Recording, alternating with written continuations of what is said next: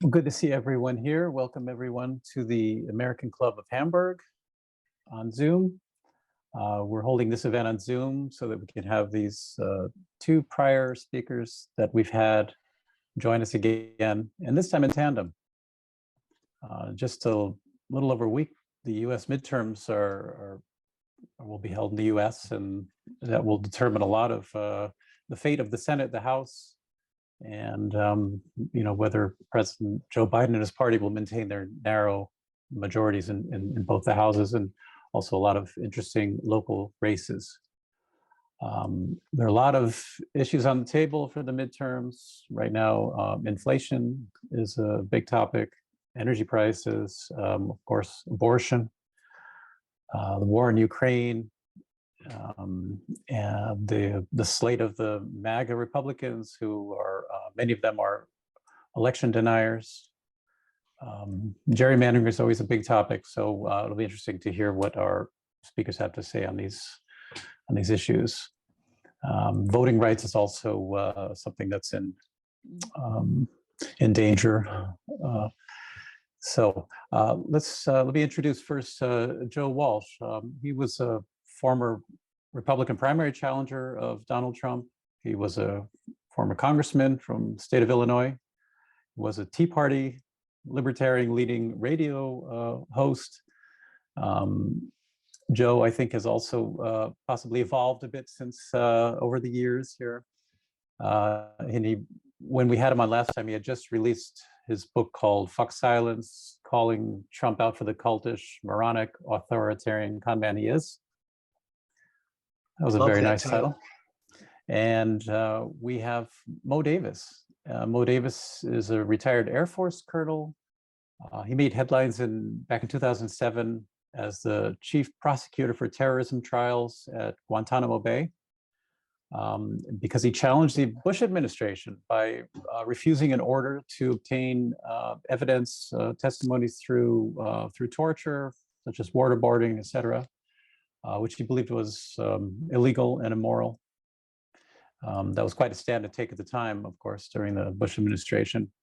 And then he ran in 2020 Democratic primary for North Carolina's 11th district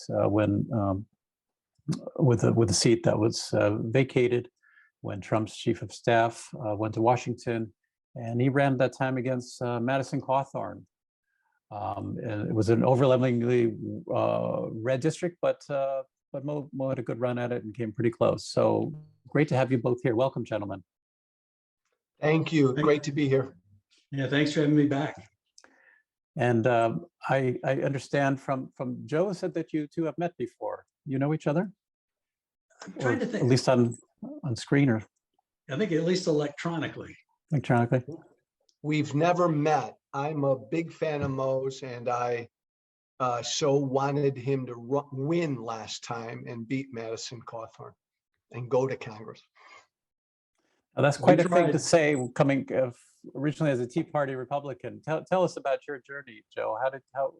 How would you have been going for Mo here?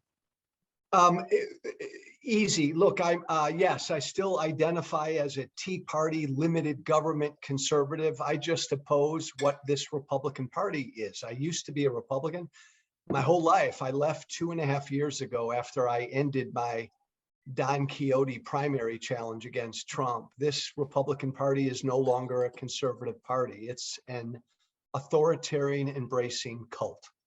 And I didn't want to be a part of that. So, because I believe my former party is such a threat to our democracy, it's all about supporting the only people who can beat Republicans, and that means Democrats, people like Mo when he ran last time. Well, maybe you can also remind some of our viewers here who might not have followed Madison Cawthorn's antics so closely. Tell us a bit about Madison Cawthorn and what threat he represented there. Yeah, well, Madison is the youngest person elected to Congress in a long, long time. He was homeschooled here in Western North Carolina.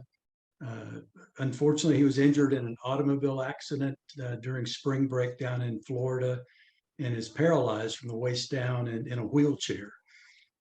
Went to college for a semester, and he said he was making all D's and dropped out. Didn't know what he wanted to do with his life. Because of the auto accident, he got $6 million in settlement money. And so he decided he'd worked at Chick-fil-A, and he went from Chick-fil-A to Congress. And unfortunately, Western North Carolina, if you've been here, is a beautiful place, but we're behind, whether it's education or technology or you name it, we lag behind. And unfortunately, we keep sending people like Mark Meadows and Madison Cawthorn, and in all likelihood, we're going to send Chuck Edwards to Congress, and we'll continue to lag behind. So Madison, there's an article in the Washington Post, I think last week or week before, since the primary, where after I lost the election, we created a PAC called firemadison.com and worked to get him out. And since the primary, he's missed, at least as of 2 weeks ago, he'd missed 86 votes. He's closed all of his district offices. If you're a constituent and you call for help, you get an answering machine that never responds. So we're kind of like we were before with Mark Meadows when the seat was empty. We really have no representation in Washington. And tell us what the platform that you were running on for. What were you going to do for Western North Carolina? Well, it's interesting. There was a group. I attended a meeting yesterday, and they had the superintendent of the Blue Ridge Parkway.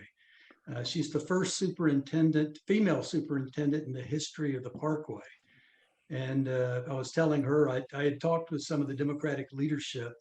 I was hoping to get to serve on 2 committees. The 2 that I was hoping to serve on were Veterans Affairs, because I'm a disabled veteran. I use the VA hospital that is about a mile from where I'm sitting right now. So taking care of vets was a big priority. The other committee I was hoping to get on was natural resources, because our national parks and national forests are the engine of the economy here in Western North Carolina. And we have, it's been re-wickered, for this election. We picked up a 14th seat based on the census, but every county in this district now, which is there are 15 counties, all have federal, either national park, national forest in them. And one of the things, PILT, there's a program called PILT, Payment in Lieu of Taxes, for local governments where you have non-taxable federal land. It's to help offset that loss of tax revenue. And it's an essential program for a lot of our rural counties. And of course, Madison Cawthorn voted against funding it. We've got a Senate race coming up. Ted Budd's currently in the House. He also voted against funding for the PILT program. So I really wanted to focus on trying to help Western North Carolina catch up, because I grew up in North Carolina back in the day when we were the envy of the South with good roads and good schools, and that's not the case anymore. Unfortunately, the prospects of things getting better are not great. And Joe, how are things shaping up in the state of Illinois? Let me just say, David, and for everybody listening, Mo Davis is a much nicer man than I am. Madison Cawthorn is a punk, but he's a typical Republican candidate again. I'm sure we talked about this last time. This ain't your mommy and daddy or your grandparents' Republican Party.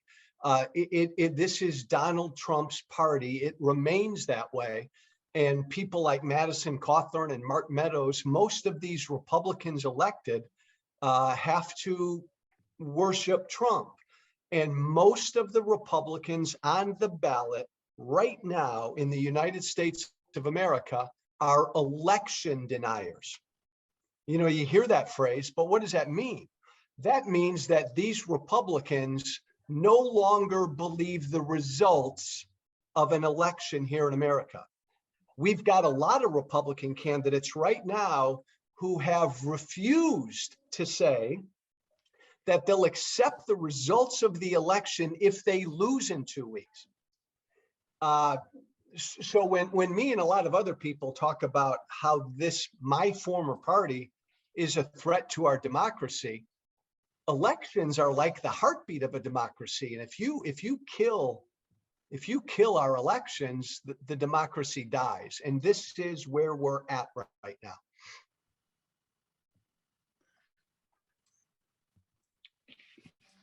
There are so many election deniers running this time. How do you see what's going to happen when the results are actually given? How many of the MAGA Republicans will challenge it and say that they didn't believe it? Or I think you'll have a number of races where Republicans, if they lose, won't accept the results. And then their voters won't accept the results, just like what happened in 2020, right? And let's never, ever forget that in the glorious history of this country, Donald Trump was the first sitting American president who lost an election, refused to concede, refused to participate in the peaceful transfer of power, lied repeatedly about the election, and then purposely incited violence to try to overthrow that election. So what will happen in the next couple of elections when Republicans continue not to accept losses? You're going to see this play out again. And you're going to see one of our two major political parties continue to engage in violence and not accept elections. It's a scary time. Yeah, we were fortunate too in 2020 that we had people like, Raffensperger in Georgia who took their oath seriously and did the right thing. I mean, I disagree with him policy-wise on just about everything, but you got to respect him for doing his job. I mean, it's a shame that, doing your job is, you can be singled out for praise, but God, to think how close we were, but for a few individuals that took their job seriously and refused to bend to the pressure, things could have turned out significantly worse than it did. So it's scary thinking we're going into the midterms and we got 2024 on the horizon, that a lot of those folks are, and I don't blame them, are checking out because it's just not worth the threats and the harassment. And I'm worried, about the future, that we're not going to have those people that are going to stand up and do the right thing. And it's going to make, confidence in voting is at an all-time low, deliberately. I mean, Trump started sowing the seeds of, a stolen election long before the election was ever held. And a lot of people still believe that, even though it's been, I think it's about 730 days since the last election, and there's still been no proof, with the exception of Mark Meadows. Mark Meadows voted from using the address of a single wide mobile home on Scaly Mountain, North Carolina, as his residence. So there is evidence of voter fraud, but certainly none on the scale of what Trump has been claiming. So it's a shame. We have to keep our fingers crossed and hope for the best, but that's kind of where we are. I watched all of the January 6th hearings, and it's just amazing what was revealed in the hearings.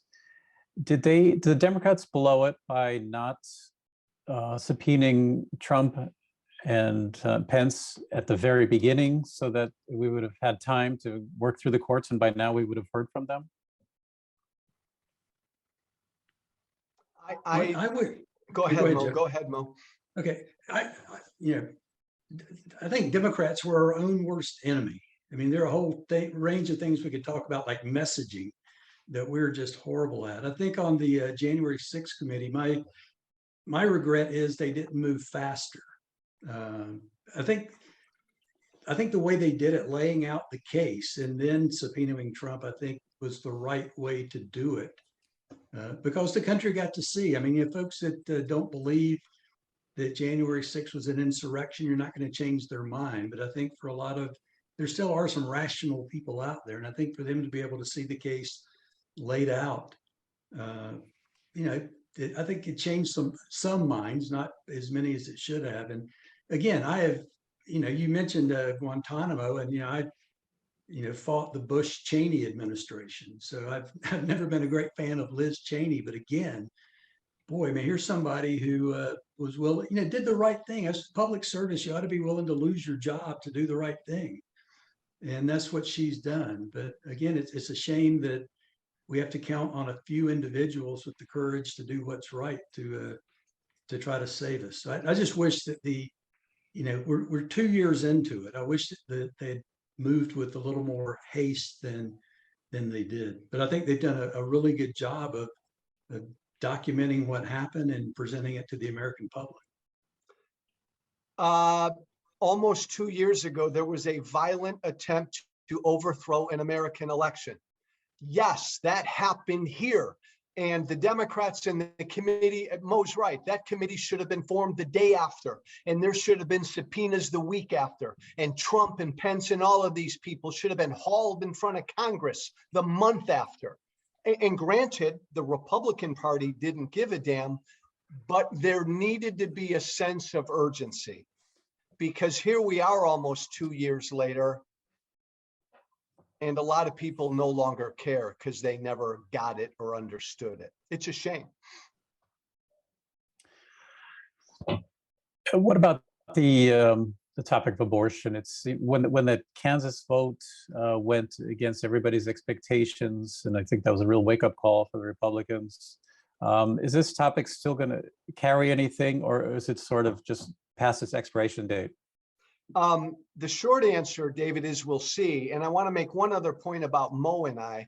Mo's a good Democrat. I'm a crazy Tea Party former Republican.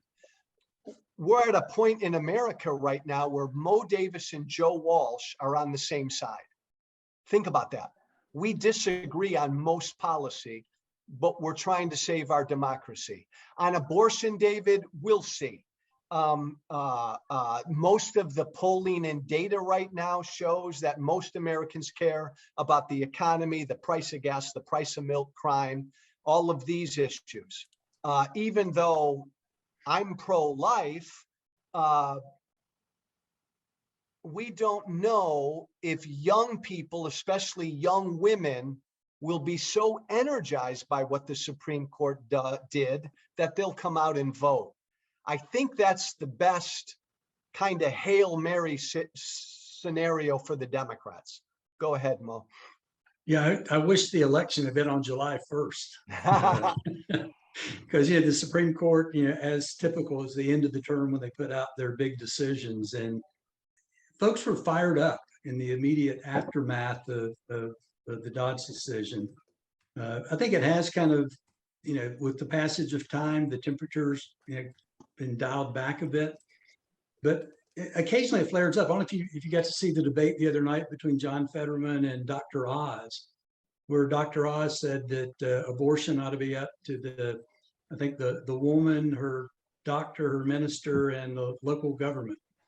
So apparently, if you're pregnant and considering an abortion, you need to take your town council with you to the doctor. So that got a lot of attention with a lot of people. I think for many people that is, there are a lot of single issue voters, and for a lot of folks on either side, abortion is there's no gray area. It's either you're for it or you're against it. But I think it certainly factors in. I think the Democrats have done a horrible job on messaging. Certainly the economy is not where anybody would want it to be, particularly inflation. But Joe mentioned earlier about how the Republican Party has embraced this authoritarian form of government. Viktor Orban, CPAC had their meeting over in Hungary, and then he was in Texas for their meeting. They worship the guy. And, if you look at inflation, they blame Biden for inflation. Inflation here in September was, I think, 8.2%, and in Hungary it was 20.2%. So, they're very selective in, what they embrace and what they want. But the Democrats, it's just not done a good job of, we had the GDP came out today with the last quarter. I think it was 2.5% annual growth. It's the first quarter this year. We've had a positive GDP report. I mean, certainly gas prices are too high, but you may have seen today, I think it was Shell announced their quarterly earnings, the second best quarter they've ever had in the history of the company. And they're doing a $4 billion stock buyback. So I don't know, it appears, I think that between the oil companies in Saudi Arabia, they want Donald Trump back in the White House where they can do whatever they want to do. And I think certainly on gas prices that I think at least in part is to hurt Democrats in the Biden administration. Okay, I'm starting to open up the floor to questions. So the first ones are going to come from Frank. If anyone else has a question, just send me a message so that I can put you in line. Okay, go ahead, Frank. Yeah, hi, Mo. Hi, Joe. Mo, I'm also a former Marine, and thank you for your service. I'm also a former corporate executive who's now retired. One thing I'm disappointed in, to be honest with you, I thought this was going to be a Republican and Democrat talking, but it seems like it's two Democrats talking. No. Half the audience, half the audience is Republican, and it seems like all I've been hearing is how bad the Republicans are. And, I'm not a Trump fan either, but I'm still a Republican. So it seems to me, I feel like, why are we listening to this where I should be listening to what are the Democrats, since you have the presidency, the Senate, and the Congress for the last 2 years, what are you going to do about everybody's main concerns about inflation, gas prices, immigration policy, and also violence in the big major cities? That's what the voters want to hear about. We don't want to hear about Trump anymore. So every time we hear Trump, it's like, stop, guys, you're tough, in control. Tough. So my question is, even when you said about the election not recognizing the election, right? Stacey Abrams is on record for saying she's not going to accept the outcome. Bullshit. So, so what I'm really trying to understand is, I'm asking the question is, well, then ask it. What are, as Democrats, what do you guys, what's your proposal? What do you think you should talk about? David, I'll get off. Hey, David, do I have the mic? Hang on, Joe. Yeah, you have the mic. Go ahead. Okay, I'll happily get off. What was the gentleman's name? Frank. Frank, I'll happily get off, and you can talk to the only Democrat that's speaking to you right now. You can go ahead and criticize. Hey, let me finish, my friend. You can go ahead and criticize what I'm saying, but don't lie. I'm not a Democrat. I'm more conservative, I bet, than you are. I was invited on this program to say what I thought would happen where America's at politically right now. And if you don't like us talking about Trump, tough. Donald Trump is the leader of one of our political parties. If he runs for president, he will be the Republican Party nominee. Plenty of people don't want to talk about Trump, Frank, but he's still there and he runs one of the political parties. So get used to it.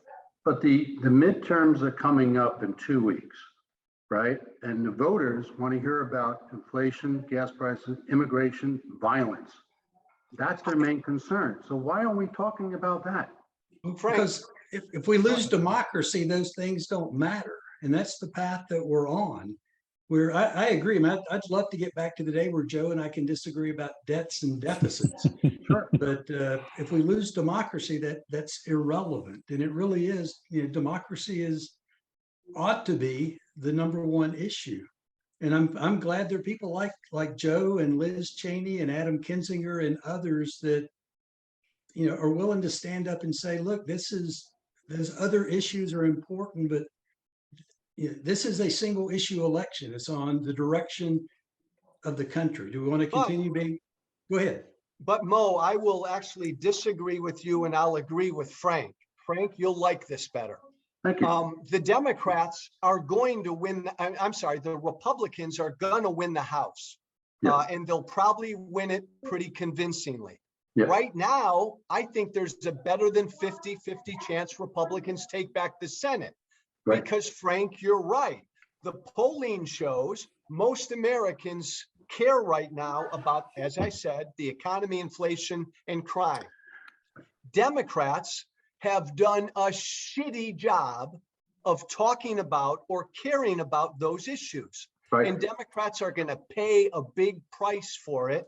I would also just add, Frank, that the issue of our democracy is a big one too. Sure. And Democrats, Frank, have done a shitty job explaining that issue too, which I think is why they're going to pay a price in November. I totally agree with you. I really do.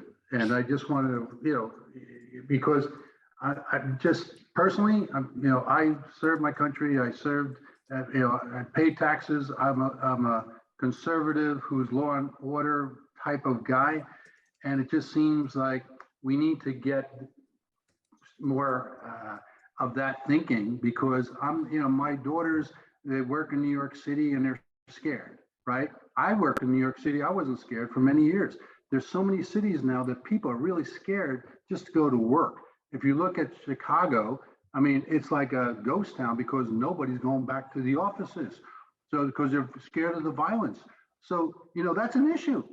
No, hey, Frank, let me ask you one simple question. And I agree it's an issue, and Democrats have never cared enough about violence. It's an issue. True. Do you care if a candidate loses an election and doesn't accept the results of that loss? Do you consider that to be a danger? And the only thing I could say is, yes, I do care. However, both the Democrats and the Republicans have both done the same thing. So we can't say it's only the Republicans. Frank, Democrats too. Tell me when 2020 ever happened before. Tell me when that ever happened before. In what way? I mean, when was there ever a violent attempt to overthrow an election? When did that ever happen? That never really happened. Thank you. But then, when did an American president, Frank, refuse to concede and participate in the peaceful transfer of power? Correct. That's Correct. never happened. All right. What also never happened was all the cities under violence where people, all businesses and people, we never seen that before either. So, yes, what is more important? Safety? Frank, we've had rioting and violence in our cities since the beginning of time. And generally, Frank, again, I'm conservative. I agree with you. Democrats have never paid enough attention to that. That's a real issue. But we've never had an attempted insurrection before, man. That's important too. No, I agree with all of that. I do. But I think what top of mind Americans are worried about is violence. They can't even go to their cities to go to work. Immigration, where people are flooding in and they're going to hotels, but yet in Portland, they've got tent cities for our veterans and all their homeless people. So something's not right. So where are we going to address all the real issues of the country? Well, to your point, Frank, because of those issues, Republicans will do very well in 2 weeks. And then we'll see what Republicans propose to do about crime.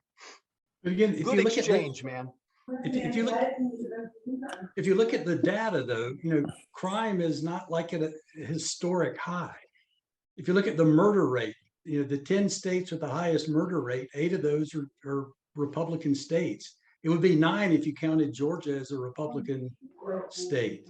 And I certainly agree. In the big cities, crime has been a problem, continues to be. But it's, again, the data show that this is not a historic peak in crime. But crime is up. But Mo, it's also up in Republican states and Republican cities. It's up everywhere. It's not historically super high, but it's increasing everywhere, not just, Frank, in Democrat-run cities. Yes, where Tom Cotton was making a big deal about violence, and Arkansas is number 6, the highest homicide rate in the country. And that's certainly not a blue state by any stretch of the imagination. Hey, Frank, Frank, you made a really good point. The only reason I got angry is I just didn't want you to call me a Democrat. You made a good point and I agree with you. That's all. And there's nothing wrong with Democrats. I just wanted the truth out there. But I agree with your point. All right. I grew up in a Democratic family, so yeah, I see both sides. Yeah, Thank you, Frank is a good guy. I can attest to that. He's I a like great Frank. guy. I would drink, for the record, I would drink with Frank. Thank you. Many of us have. Let's move to Sean. Sean, you have a question? I do. When Biden was elected and during his inauguration speech, he mentioned that one of the most important things he had to do was to try to reduce the polarization of the nation. Do we think he's made any progress at all? I got a real short answer for you. No, but I think that's mission impossible. Okay. Yeah, I agree. I mean, I think they certainly have tried, but have had, it takes two to tango. And if one side is, wedded to the, their obedience to Trump, it's hard to, I mean, it's interesting, kind of like, with Frank and Joe, that, if you can get people to talk, they often find they have common ground, but it's hard to get people to talk nowadays. Everybody has kind of gone to their corners. And, like when I was growing up, if you watch the evening news, you had CBS, ABC, and NBC. And when Walter Cronkite said, and that's the way it is, that's the way it was. We all started out with the same set of facts. We could disagree on what the policy ramifications ought to be based on those facts, but we at least agreed on what the facts are. Nowadays, whatever your preconceived, predisposition is, you can find a news outlet that'll reinforce your perception. So it's unfortunate that we we consider that to be irreversible. I don't know. I mean, if you've got a suggestion on how we break the ice, and I'd be thrilled to hear it, because it really is a shame that, I know when I was running, there were, red counties I went to where folks there would rather sit down and have a beer with Putin than with me. Mm-hmm. After 25 years in the military, I was still viewed as, not just a bad person, but demonic. Mm-hmm. And it's hard to have a conversation with people that view you as, a demon. Sean, the divide in this country is going to get worse and worse and worse before it might ever get better. Mm-hmm. We're in for some long, bumpy, dark times. I know I said this last time I was with you all.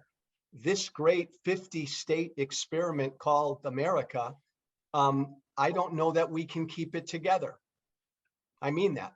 It's a similar situation in the UK as it happens as well, for different reasons. But I found it interesting that he actually really mentioned it in the inauguration speech. And the question would be, was there actually ever an attempt at any sort of policy that would somehow try to redeem it? Well, there were a couple. I'll give Biden one. He didn't do it. It took him a while to do it, but his bipartisan infrastructure bill. Mm-hmm. Look, our infrastructure in this country's fallen apart. Joe Biden actually got a basic infrastructure bill passed that most Republicans voted for. But no, when it comes to policy, Sean, outside of that, there really wasn't a lot he could do, and we're just too divided. Mm-hmm. Did you have a follow-up question, Sean, or was that it? I have another question, but I'll let the floor go for a while. No, you go ahead. Thank you, Sean. Because I'm letting the floor go because I can't remember what my first question was. So okay. Carry on. I'll come back. Speaking of 2024, do you think that Trump will be the candidate? Go ahead, Mo. I know my answer. I think so. I think Ron DeSantis certainly, I think, has made it pretty.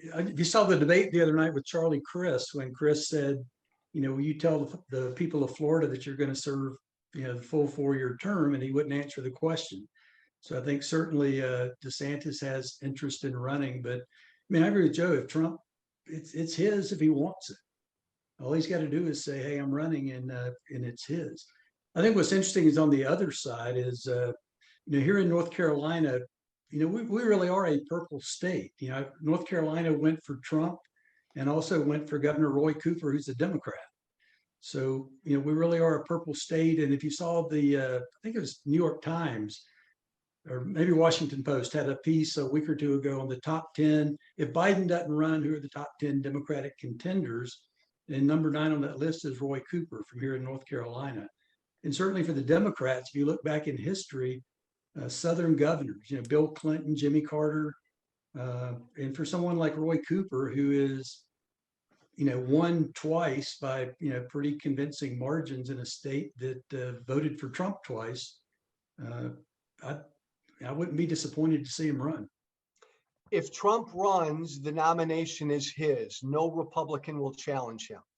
If Trump's the nominee, he's got a 50-50 shot at winning, because let's be real, the Democrats, man, they're in a bunch of trouble. Joe Biden's about 195 years old. This is a real, and I look, I voted for Biden. This is a problem. If Joe Biden can't run again, boy, I'll tell you what, find the Democrat that could compete with a Trump. That's going to be hard to do. You think he's just holding off until after the midterms to announce whether he runs or not? Well, I know people around Trump well who have told me privately he really wanted to announce before the midterms. He wanted to announce a year ago. He'd like to announce after the midterms and take a lot of credit for the midterms. So I wouldn't be surprised to see him announce in between the midterms and Christmas. And Biden as well? No. After the midterms? I think Biden, whatever you think, Mo, I don't think Joe Biden makes any decision till next spring. Right. Well, I did hear, this week he somewhere had said that he plans to run and he's got Jill's support to do it. So, I mean, certainly all indications are right now that he intends to run for re-election. And by the way, I apologize. I made fun of how old Biden is. Trump's no kid. If Biden's 185, Trump's 145. And the leaders of our Congress are ancient. We could take a lesson from you all in Europe. We need some young, middle-aged leaders. There you go, Frank. The alliance is back.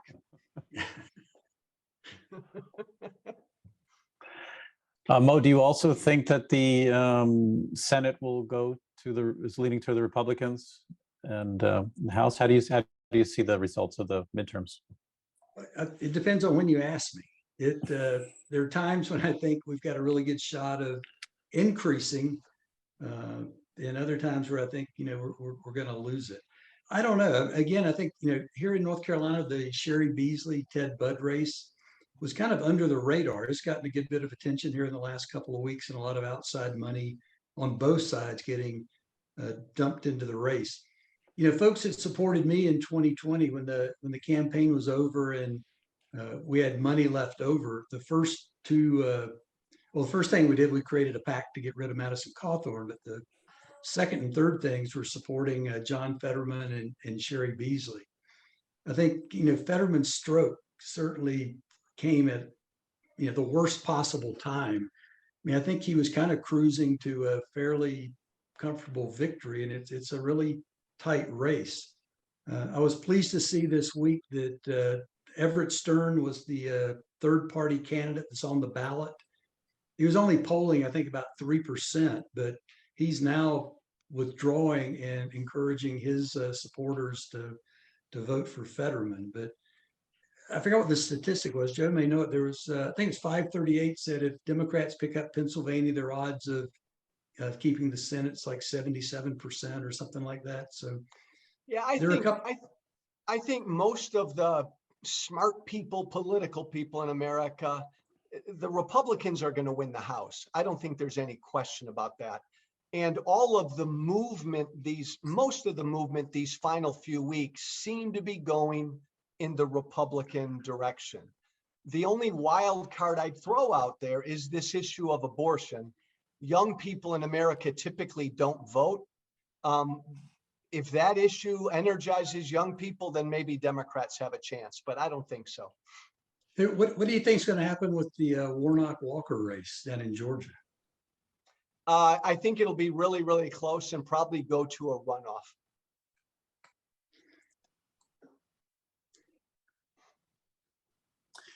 How is the war in Ukraine playing out in the U.S.? Here, of course, we're geographically really close to it, more dependent on Russian oil than the U.S. is. But how is that playing out in the U.S.? Mo, I would just say politically, it's certainly not much of a factor in the midterms.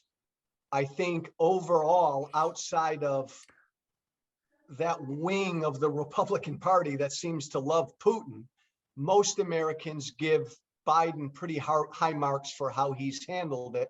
But I don't think it's a big issue politically here.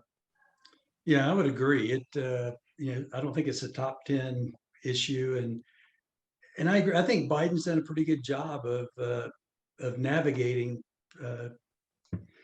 It's a tough issue. I mean, I agree. I think most, whether Democrat or Republican, most support Ukraine, and I think Zelensky, I think, has done a marvelous. I wish he could help the Democrats with messaging. He's done a much better job of that than we do. But it's disappointing though, seeing people like Tucker Carlson and you may have seen Tulsi Gabbard this week officially left the Democratic Party, but there are a lot of apologists for Putin that are carrying his message and opposing U.S. support for Zelensky and the Ukrainian people, and that's really, really disappointing. Okay, Sean, you have your follow-up question now. Yeah, it's not a follow-up; it's a separate question, but still interesting. I hope the run to 2016, kind of the opinion at this side of the pond was like, well, the Republican Party just won't let Trump do this to them. He won't let them let him take over and just like lambast them, and it happened. And the opinion or the view that I get from here is that there are very, very, very few Republicans who are willing to stand up and say that Trump guy is bad for our country. And so you, Joe, obviously, are you as rare a bird as I'm kind of assuming? Yeah. And if so, why? Sure. Is it look at me? Look at me. Who am I? I'm nobody now. Because I was a Republican, a well-known Republican who 5-6 years ago stood up and said, not him, I took a blowtorch to my career. Right. I can never get elected again. And I lost my career. So if you're a smart politician, Sean, you don't want that to happen to you. I will tell you that privately, almost all of my former Republican colleagues in Congress privately, they can't stand Trump and they want him to go away. But if you say that publicly, right now in America, you're done as a Republican. So it's suicide. It's career suicide. Again, I think, I guess if you gathered, there are a lot of things I'm disappointed about. One is, when I joined the military in 1983, my first courtroom experience was in 1984. And my opponent on the other side was a young captain from South Carolina named Lindsey Graham. And later on, when I was stationed in Mississippi, I had a reservist that worked for me named Roger Wicker. And I know both Lindsey Graham and Roger Wicker know better. So, to see people that, again, I think if you're in public service, you ought to be there to do the right thing, not, worrying about your reelectability. Oh, Mo, you're so naive. Well, I know, but what's the point? What's the By the point? way, and most Democrats, I will say this, most Democrats would have done the same thing. Most Democrats, most politicians generally put their own interest ahead of doing the right thing.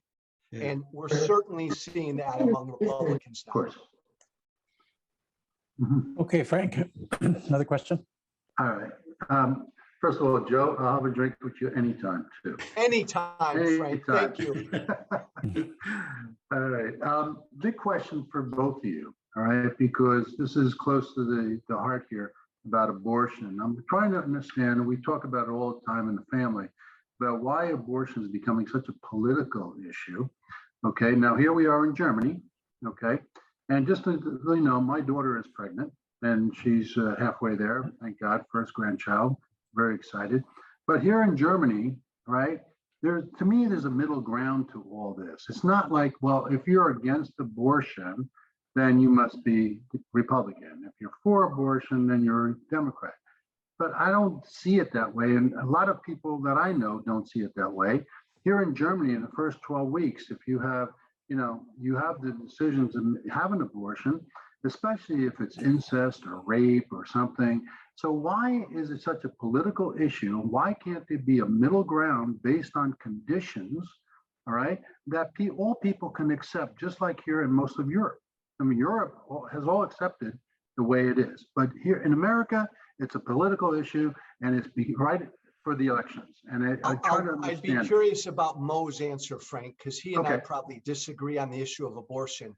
Okay. I think the reason it's so political in America is because of the Roe v. Wade, the court decision 40, 50 years ago.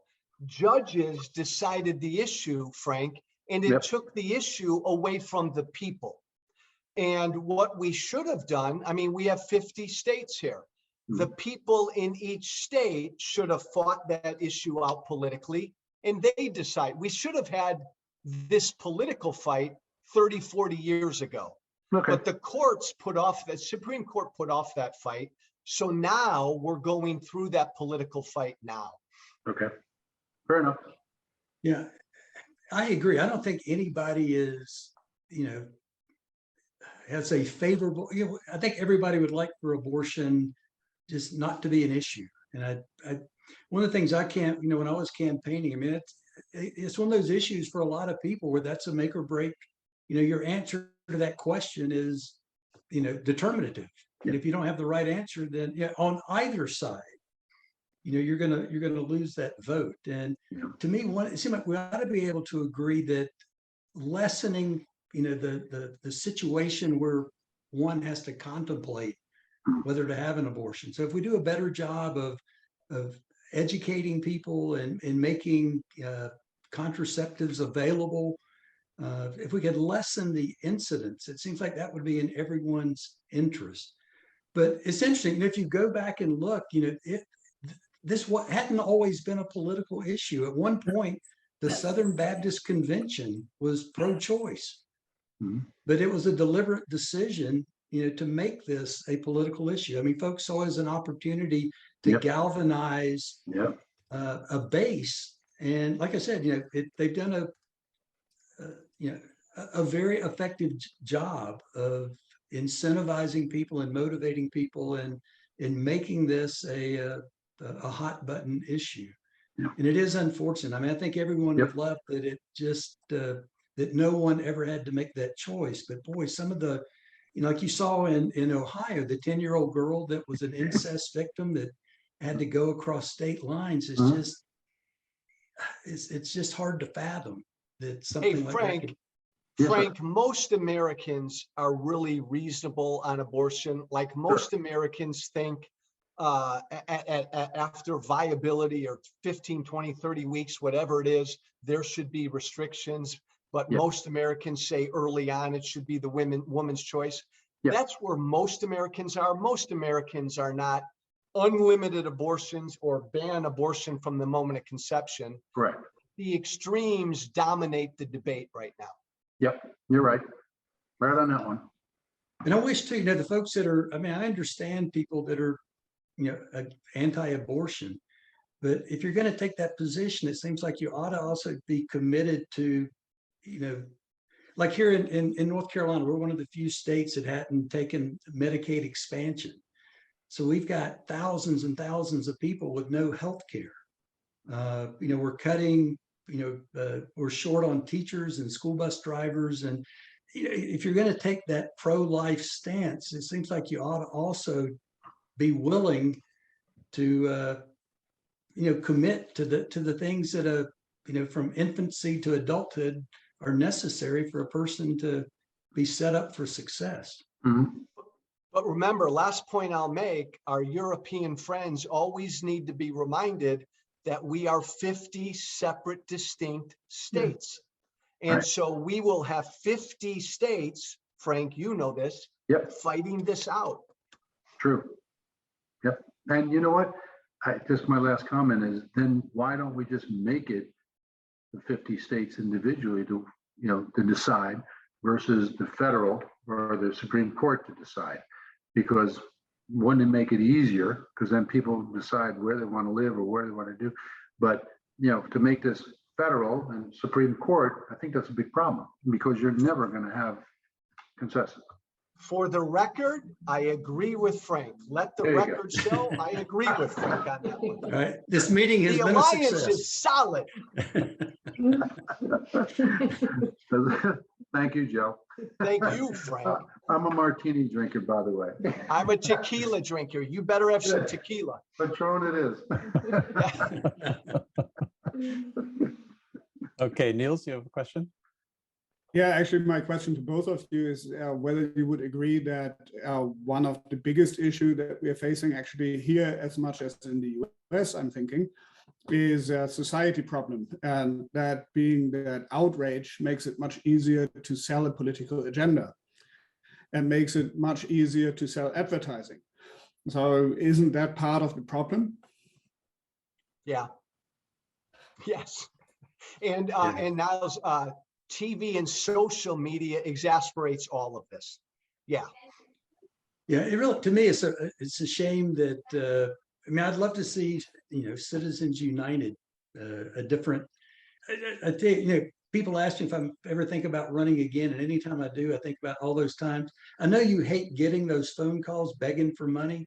Making those phone calls is worse.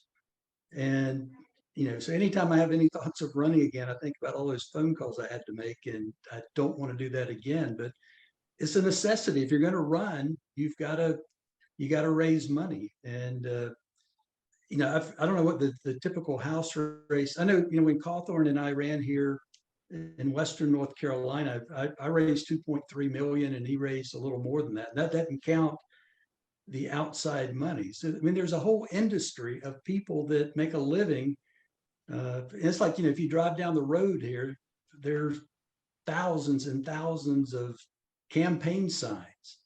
And, on television, like tonight, when I watch the news, I guarantee you 75% of the ads, I'm going to see a Sherry Beasley's great followed by a Sherry Beasley is horrible ad on television. So there's a whole industry built around campaigning. But if you get elected to the House and you get sworn in January, you face the voters again in 22 months.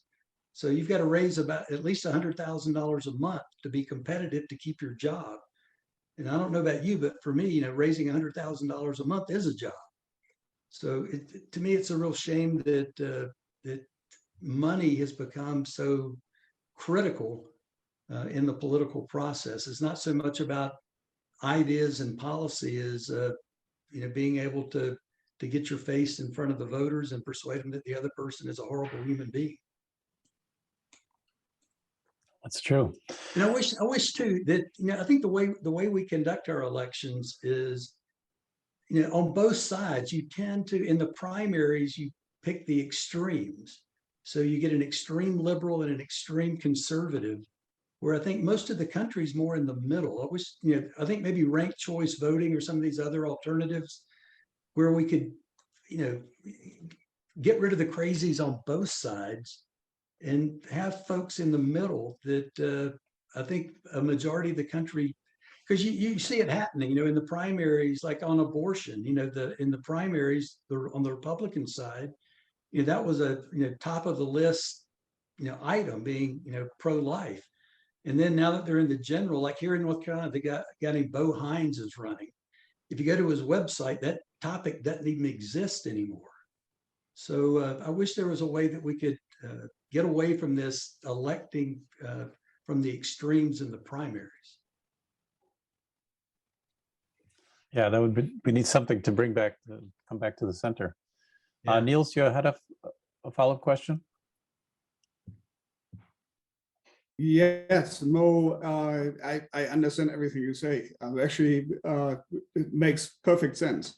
But in a world where overly simplifying things and shouting and creating clickbait and not talking about actual facts and consequences and what policy actually means, nobody cares about that apparently, and that's not a US phenomenon.